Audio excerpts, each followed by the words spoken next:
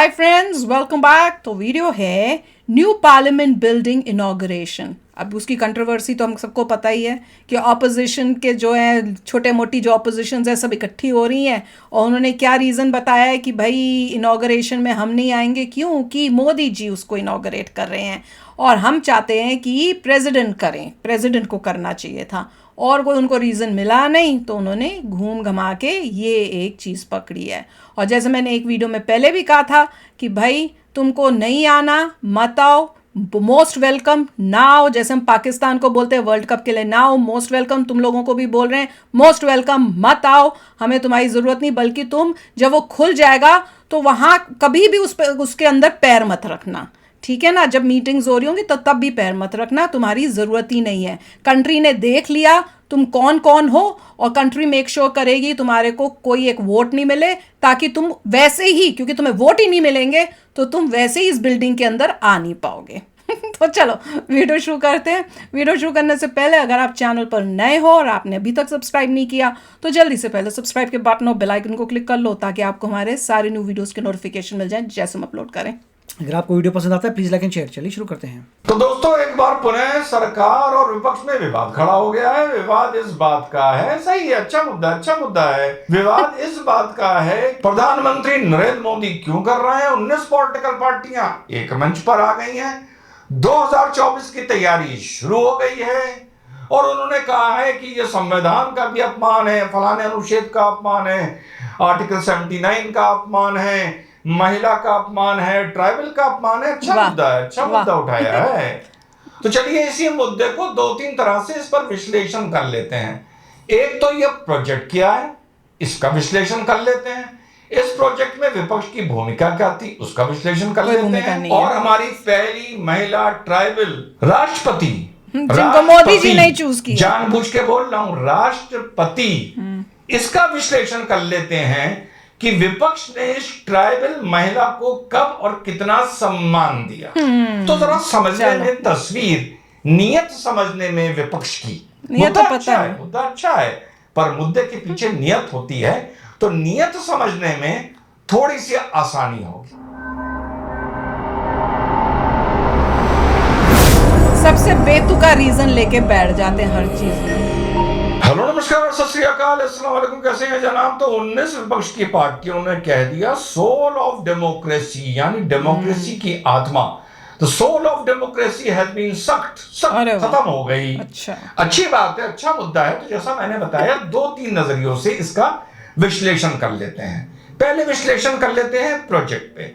जब यह प्रोजेक्ट 5 साल पहले शुरू हुआ और इस पूरे टाइम में 4 साल में विपक्ष की क्या भूमिका रही। जब यह प्रोजेक्ट शुरू हुआ तो विपक्ष ने ऐसा माहौल बनाया मानो नरेंद्र मोदी अपना व्यक्तिगत घर बना रहे हों या बीजेपी अपना व्यक्तिगत कार्यालय बना रही हो, कर रहे थे। माने चिढ़ और दुश्मनी ऐसी थी कि जो एक राष्ट्र की संपत्ति बनकर तैयार हो रही थी, जिसमें नश्वर मनुष्य प्रधानमंत्री नरेंद्र मोदी या कोई भी एक सीमा तक है, 5 साल, 10 साल, 15 साल, 20 साल, इससे ज्यादा नहीं है। उसके बाद यहां किसी और को आना है, कोई अधिकारी भी जो यहां बैठ रहा है उसको भी चले जाना है, किसी और को आना है। तो इनकी दुश्मनी ऐसी थी प्रधानमंत्री नरेंद्र मोदी से कि इन्होंने ऐसा समा बांधा मानो नरेंद्र मोदी अपनी वैनिटी वैन तैयार कर रहे हो, याद होगा आपको वैनिटी प्रोजेक्ट, या अपना घर बना रहे हो। पहली चीज। दूसरी चीज, अलग अलग तरह से आपत्तियां करी। प्रोजेक्ट को रोकने के लिए हाई कोर्ट, सुप्रीम कोर्ट चले गए। कभी कोविड की दुआई दी, कभी पैसों की दुआई दी, कभी एनवायरनमेंट की दुआई दी, कभी हेरिटेज प्रॉपर्टी की दुआई दी, यानी किस्म किस्म की दुआइयां दी इस प्रोजेक्ट को रोकने के लिए। जब हाई कोर्ट और सुप्रीम कोर्ट ने लात मार के भगा दिया और अशोक स्तंभ का समय आया, उद्घाटन हुआ आज से शायद साल भर पहले, तो आप पीछे पड़ गए शेर की सिंह की शक्ल पर कि ओरिजिनल की आंख कैसी थी, ओरिजिनल के दांत कैसे थे, ओरिजिनल के चेहरे पर भाव, यानी शेर के चेहरे पर, सिंह के चेहरे पर भाव कैसा था। वो बड़ा ही सटिल और खामोश किस्म का सिंह था, जो ओरिजिनल था, नरेंद्र मोदी ने दांत निकले वाला सिंह बना दिया है, आक्रामक सिंह बना दिया है, वगैरह वगैरह वगैरह। इंडियंस को दबूर दिखाना आपको हमने। याद होंगी। उसके खिलाफ भी ये हाई कोर्ट सुप्रीम कोर्ट चले गए, वहां से सिर लात मार के ये भगाए गए। कहते थे 17,000 करोड़ का प्रोजेक्ट है, 15,000 करोड़ का। तब भी मैंने ये बोला था कि भाई ये 15,000 करोड़ एक समय पे नहीं लगना है, 8 साल में ये स्प्रेड किया जाएगा। राष्ट्र की धरोहर बन रही है। आने वाले समय में सांसद बढ़ने जा रहे हैं, 888 होने वाले हैं शायद 2026 के बाद, जो नई जनगणना होगी, जो नया प्रसीवन पूरे राष्ट्र में होगा। सारे ऑफिसेस को यहां पर लाया जा रहा है ताकि वर्किंग कंपैटिबिलिटी रहे, मीटिंग्स के ट्रैवलिंग में वगैरह वगैरह टाइम ना खराब हो। Very good. लेकिन ऐसा माहौल बनाया मानो भाजपा या नरेंद्र मोदी अपनी व्यक्तिगत संपत्ति बना रहा है। तो इस प्रोजेक्ट को लेके तो विपक्ष का ये रोल रहा है। पहली चीज तो इस प्रोजेक्ट से चिढ़ के, जल के, सुलग के दूर भागना मैं तब मानता जब पिछले 5 साल में अलग अलग बिंदुओं पर, अलग अलग समय पर विपक्ष ने या चुप रही होती या गवर्नमेंट का इस पर साथ दिया होता कि हाँ एक नई तब्दीली की, नई चेंज की, नई जरूरतों के हिसाब से एक चीज बन के खड़ी हो रही है, जहां पर राष्ट्र का भावी प्रधानमंत्री राहुल गांधी या केजरीवाल एक दिन जाकर बैठेंगे और ये उनका सेक्रेटेरिएट बनेगा। कभी नहीं। तो यहां तो विपक्ष की भूमिका आप समझ गए कि राष्ट्र संपत्ति भी बन रही थी तो उसका विरोध कर रहे थे। हाँ, उस राष्ट्र की संपत्ति बनने में कोई गबन होता है, स्कैंडल होता, वगैरह वगैरह होता तो समझ में आता है। तो ये तो इनका यहाँ रोल था। अब आ जाते हैं हमारी सम्मानित राष्ट्रपति पर कि इस ट्राइबल महिला के लिए जिसने एक बहुत ही साधारण जीवन शुरू किया और काम करते करते करते करते करते करते यहां तक सम्मान पाया और पहुंची, उसको इन लोगों ने क्या सम्मान दिया? आपने ट्राइबल महिला की दुहाई देते हुए ये पैगाम दिया, ये स्टेटमेंट दिया कि ट्राइबल महिला का अपमान है। दिग्विजय सिंह ने भी यही स्टेटमेंट दिया, ये ट्राइबल महिला का अपमान हुआ है। एक ही जुबान बोल रहे हैं, महिला ट्राइबल।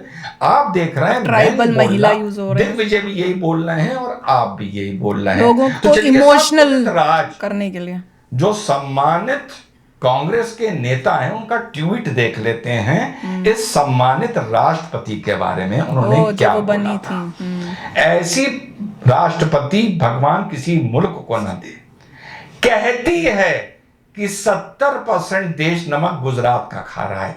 कहती है चापलूसी की हद होती है। ये उदित राज लिख रहा है देश की राष्ट्रपति के लिए। ये है पहला सम्मान जो कांग्रेसियों ने इस पहली ट्राइबल राष्ट्रपति को दिया। अधीर रंजन चौधरी का बयान आप लोगों को याद होगा, एक बार पुनः सुना देता हूं। अधीर दा, आज रणनीति में बदलाव, आज यहाँ पर धरना देंगे। आज यहाँ धरना आप लोग दे रहे हैं? धरना देंगे, अपना बात रखेंगे, मार्च करेंगे, बहुत कुछ करना बाकी है अभी। कल तो राष्ट्रपति भवन जा रहे थे तो जाने नहीं दिया गया था। नहीं दिया गया, आज भी जाने का कोशिश करेंगे।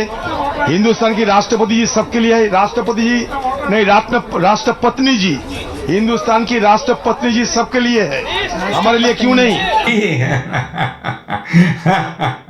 और जब उससे 2 दिन बाद इस पे स्पष्टीकरण मांगा गया कि अगर आपके मुंह से कोई बात निकल गई है तो आप माफी मांग लीजिए, तब उसका फिर से बयान सुन लीजिए। पहले कहा राष्ट्रपति, उससे साथ साथ निकल चुका राष्ट्रपति। पिछले माफी मांगने की सवाल ही नहीं, माफी किस लिए? जी, बाद में एक लेटर लिख के अंदर खाने बात बोली, पब्लिक में अंदर खाने राष्ट्रपति से क्षमा मांग ली। कांग्रेस के दूसरे नेता इस राष्ट्रपति को, इस ट्राइबल महिला को क्या बोलना है ये देख लीजिए। I think it's very simple. It's not about Draupadi Murmu. It's not individual at all. It's not comparing two candidates. Yashwant Sinha ji is also a very good candidate. Draupadi Murmu ji is also a decent person. But she represents a very evil philosophy of India. So we should not mistake Draupadi. We should not make Draupadi Murmu ji as a symbol of Adivasi. तो फिर तुम अब क्यों use कर रहे हो? मनीष तिवारी सम्मानित प्रवक्ता नेता रहे हैं, मनीष तिवारी जो पार्लियामेंट में जॉइंट सेशन को एड्रेस करता है राष्ट्रपति, उसमें इस सम्मानित पहली ट्राइबल महिला राष्ट्रपति के लिए मनीष तिवारी क्या बोल रहे हैं? क्या I wonder what is the purpose of her coming and addressing a joint session of parliament? I wonder what is the purpose? अरे यार ये कुछ है ही नहीं है औरत, ये है ही नहीं कुछ राष्ट्रपति। ये जॉइंट सेशन जो एक परंपरा चली आ रही है 70 साल से कि राष्ट्रपति एड्रेस करता है, उसके लिए इस ट्राइबल महिला को, राष्ट्रपति को मनीष तिवारी जी ये सम्मान दे रहे हैं। तो देख लिया कि किस टाइप से कांग्रेस कितना रिस्पेक्ट कर रही थी हमारे प्रेसिडेंट को पास्ट में जब वो बन रही थी और जब वो बन चुकी थी, और अब कैसे वो उसी चीज़ को यूज़ करके ऐसे दिखा रहे हैं कि जैसे बहुत रिस्पेक्ट इन्होंने खुद दी है। मोदी जी जिन्होंने उनको इतनी रिस्पेक्ट दी, उन्होंने मेक श्योर किया कि वो एज अ प्रेसिडेंट बने, वो उनके खिलाफ लोगों को भड़का रहे हैं कि भाई वो प्रेसिडेंट जो है उनको इनॉग्रेट करना चाहिए, मोदी जी क्यों कर रहे हैं? अरे तुम होते कौन हो बोलने वाले? तुम अपने से मतलब रखो, we don't want to hear you. अब तो ये टाइम आ गया है कि जो आम पब्लिक है वो तुम्हारी बेकार की बातें सुनने को भी रेडी नहीं है। तुमको जो ऑपोजिशन में बिठाया है ना, तुम उसके भी अब लायक नहीं हो। सच बताऊं, अब इतना गुस्सा आता है ये बोलना पड़ता है कि तुम ऑपोजिशन में भी बैठने के लायक नहीं हो, क्योंकि तुम एक गुड ऑपोजिशन का रोल भी नहीं प्ले कर सकते।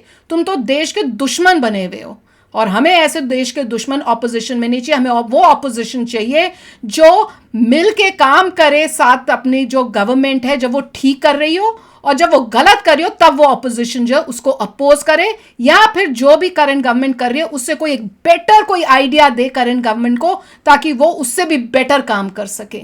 और तुम उसमें हर एरिया में फेल हो रहे हो, तो तुमको हमने अब नेक्स्ट टाइम ऑपोजिशन में भी नहीं बिठाना।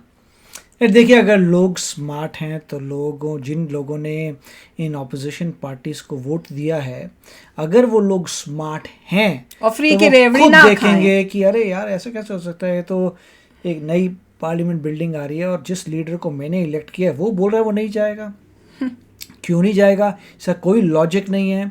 तो लोगों को फिर बोलना पड़ेगा कि ये गलत मैंने बंदे को दे दिया, वोट अगली बार मैं नहीं दूंगा। अब क्या इतना इंटेलेक्ट लोगों में है, ये देखना ये है। बिल्कुल, अगर लोग वाकई ही सोच समझ के वोट दे रहे हैं तो जो उनका लीडर है वो भी बहुत ध्यान से काम करेगा। उसको पता है कि अगर मैं इस टाइप का करूंगा तो मेरे वोटर्स क्या सोचेंगे। वोटर सोचेंगे अरे भैया नई बिल्डिंग, पार्लियामेंट बिल्डिंग आ रही है और तुम नहीं जा रहे, क्यों नहीं जा रहे? इसमें कोई रीज़न बनता ही नहीं है। और होता यह है कि ऊपर का लीडर सोचता है कि वो बादशाह है कि जो मर्जी करे। उसे ये याद नहीं आता कि कुछ लोगों ने उसे वोट दिया तभी वो इंसान जीता है। तो मेरे ख्याल से लोगों को अपनी पावर दिखानी चाहिए, बोल के कि भैया हम भी इंटेलिजेंट हैं, हमने तुम्हें किसी रीज़न के लिए वोट दिया। अगर तुम आलतू फालतू चीज़ों में अपोज करोगे, जहाँ तुम्हें अपोज नहीं करना है, तो हम तुम्हें वोट देंगे नहीं, because you don't know way to oppose. बिल्कुल, इवेंचुअली लोगों पर डिपेंड करता है। लोग बोलेंगे और लोगों को सोशल मीडिया जहां पर भी आके बोलना पड़ेगा किन बातों में तुम अपोज करते हो। फालतू बातों में, जो मेन बात है उस पर अपोज क्यों नहीं करते? नई पार्लियामेंट बिल्डिंग बनी उस पर अपोज करोगे और कुछ तुम्हें नहीं मिला, सत्यानाश करोगे पूरी कंट्री का। बिल्कुल, लोगों को सोचना चाहिए, बोलना चाहिए अगली बार तुम्हें वोट नहीं करेंगे। यही है कि लोगों में इतना इंटेलेक्ट नहीं है। पहले शेर के मुंह भी ऐसा क्यों है, वो उनको तकलीफ हुई।